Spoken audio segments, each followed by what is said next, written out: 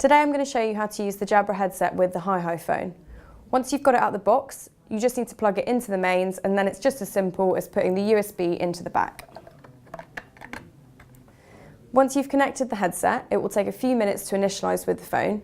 When it's fully connected, the green battery light will show on the headset dock. When you receive an incoming call, you can answer it by either lifting the headset off the dock, or if the headset's already lifted, you just need to use the button on the side to answer the call. Once you're on the call, you can switch between the speaker and the headset using the button on screen. Hello? Or if you'd like to use the handset, you just need to lift it off the hook. That way you can switch between all three different audio types. To make a call using the headset, simply lift it off the dock. The phone will automatically register that you're using the headset.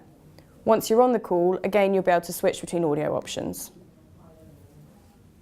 If the connection between the headset and the phone is ever lost, the headset icon on the front of the dock will flash blue. To resync the two back together, simply restart the headset.